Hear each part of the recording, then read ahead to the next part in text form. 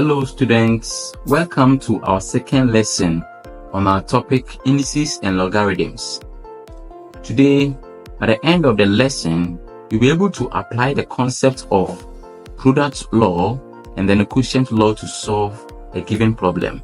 Before, we looked at the product law and we stated that if a power m by a power n, that will produce a power m plus n.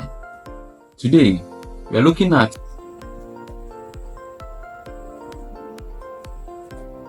the quotient law. In our previous lesson, we learned that if we have, let's say, a power 5 on a power 3, the a power 5 can be written as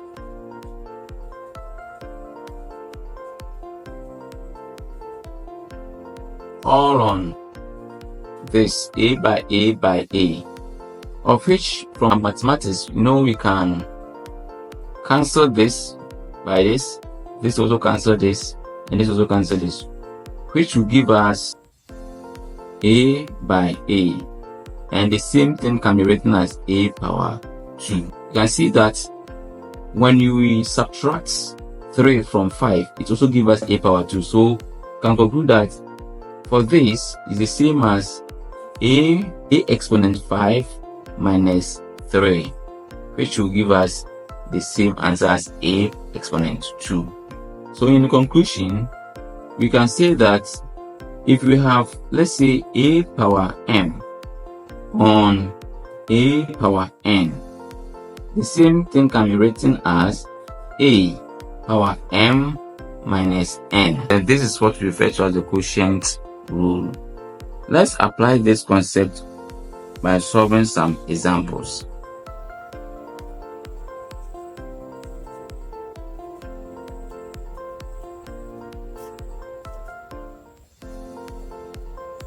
In solving this, let's simplify 3 power 5 by 5 power 7 on 3 power 2 by 5 exponents 2.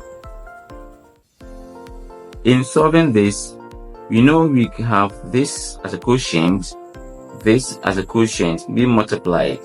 So we can easily write this as 3 exponent 5 divided by 3 exponent 2 multiplying 5 exponent 7 divided by 5 exponent 2, of which this from the quotient rule, that it is the same as 3 exponent 5 minus 2 by 5 exponent 7 minus 2, of which we are going to get 3 exponent 3 by 5 exponent 5, and this becomes the answer.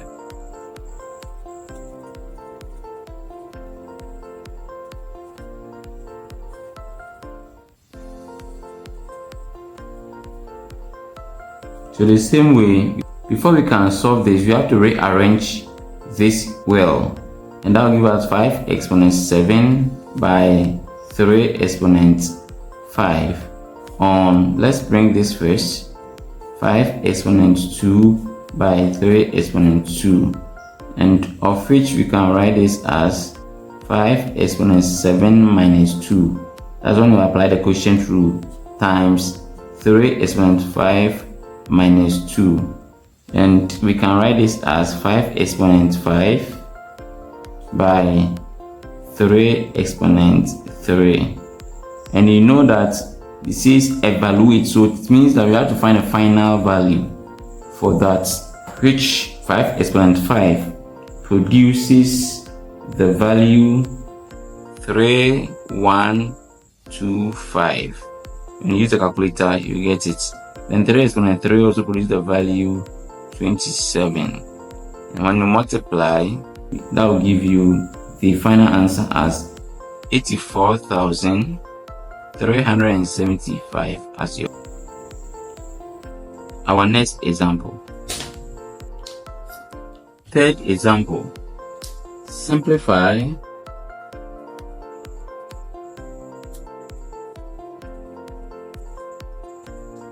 So in solving this, first we have to rearrange them. From the numerator, we can deal with products.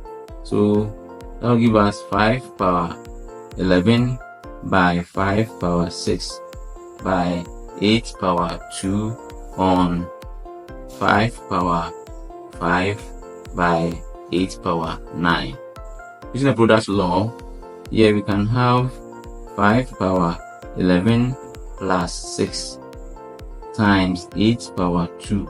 Because this one is having a common base, we can add the powers and then continue by repeating the denominator. So when we add, we are going to get 5 power. This will give us 17 by 8 power 2, all on 5 exponent 5 by 8 exponent 9. Now we can apply the quotient rule on it, and that will give us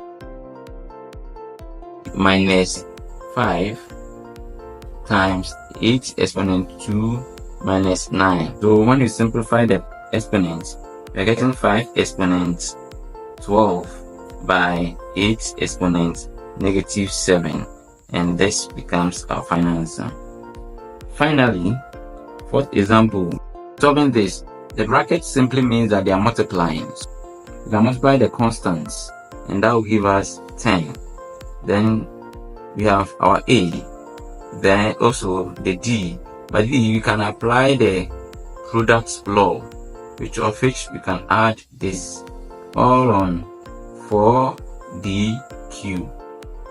And of course, we can now simplify this, and that will give us 10AD power 4 on 4D power 3. When you simplify this side, you're going to get 5 on 2. That's 2 goes to this, 2 goes to this, 5. Then A. Then the D, we can apply the quotient law, which is 4 minus 3. This 4, we take 3 from the 4, and that's what we have here. Of which we are going to get 5 out of 2, A, D as the final answer. That's when you take 3 from 4, we are going to get B.